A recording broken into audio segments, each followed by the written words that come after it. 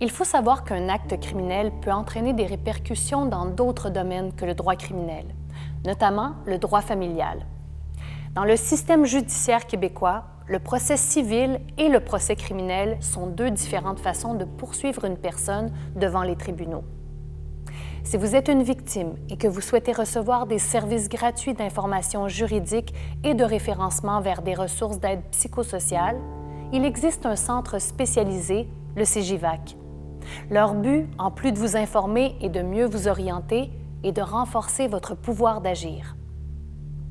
On peut se retrouver dans des situations complexes, comme la garde des enfants, les droits d'accès, la pension alimentaire, et vous allez certainement avoir besoin de vous sentir en sécurité et bien informé dans toutes les sphères de votre vie. Prenons un exemple concret. Comme victime de violences conjugales, vous avez pris la décision de faire les démarches pour vous séparer. L'autre parent de vos enfants est violent avec vous et vous vous demandez notamment ce qui va se passer par la suite pour vos enfants devant la cour. Vous pouvez contacter le CEGIVAC par téléphone ou par courriel. Leurs professionnels auront alors besoin de 24 à 48 heures pour analyser votre demande et vous contacter afin de fixer une première consultation permettant de mieux cerner vos besoins. J'aimerais, en reprenant cet exemple de séparation, vous montrer comment se déroulerait une rencontre téléphonique avec le CEGIVAC. J'ai été victime de violences conjugales. D'ailleurs, mon ami était venu vous voir il y a quelques mois.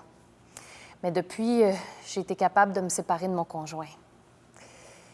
Je vous contacte aujourd'hui parce que j'aimerais ça avoir de l'information sur la garde de mes enfants, mais aussi sur le droit d'accès du père, sur la pension alimentaire aussi.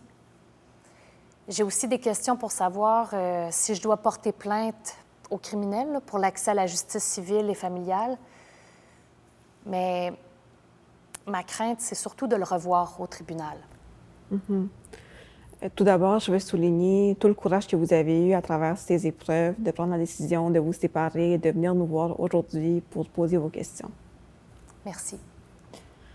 Donc là, ce que j'entends, c'est que vous voulez savoir ce qu'implique votre séparation au niveau du tribunal, du point de vue de la garde de vos enfants et de tout ce qui s'ensuit, c'est bien ça? Oui. J'entends aussi que vous aviez des craintes de vous retrouver face à lui à la cour, au niveau familial. Est-ce que ce serait en relation avec de la violence conjugale post-séparation? Pourriez-vous nous en dire un peu plus sur vos craintes?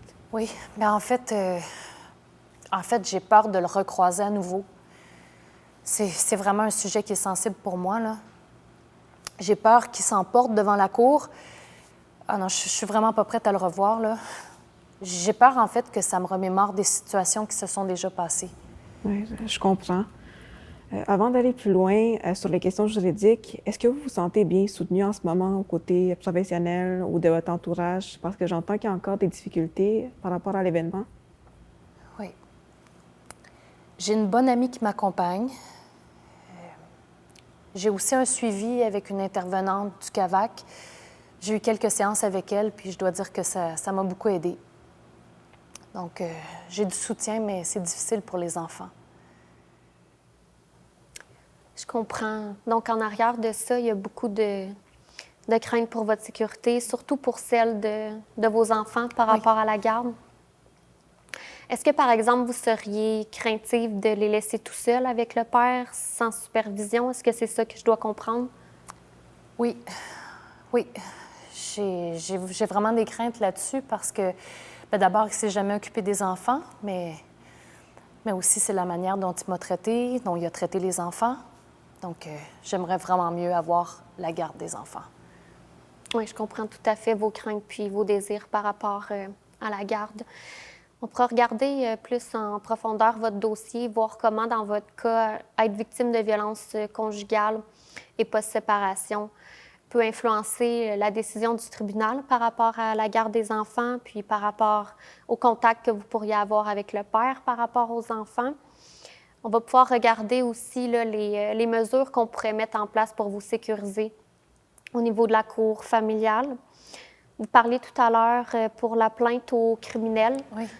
C'est sûr que c'est pas préalable, c'est pas nécessaire pour maintenant aller ensuite là, à la justice au niveau civil familial.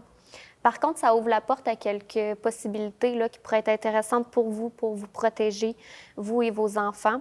Donc, on pourra regarder ça ensemble pour que vous preniez une décision éclairée par rapport à la plainte. Pour revenir à votre sécurité au niveau de la cour familiale, est-ce que vous aviez un peu pensé à être représenté par un avocat? Je sais pas, là, j'ai pas beaucoup d'argent. Je vous pose la question parce que souvent, dans des cas de violence conjugale et qui se continuent post-séparation, ça peut être très aidant d'avoir un avocat au dossier. On va pouvoir vérifier avec vos moyens financiers si vous êtes admissible à l'aide juridique. Je ne sais pas si vous connaissez ce programme-là, mais on va pouvoir tout regarder ça ensemble si vous désirez aller de l'avant avec un avocat. Il est évident que pour comprendre tous les renseignements qui vous sont donnés dans cette vidéo et bien vous orienter dans vos démarches, vous aurez besoin de plus de temps. Les professionnels du Centre sont justement là pour répondre à toutes vos questions. Sachez que la particularité du CEGIVAC, c'est l'interdisciplinarité, droit et criminologie, avec une approche humaniste et empathique avec les victimes. Informez-vous, appelez-les.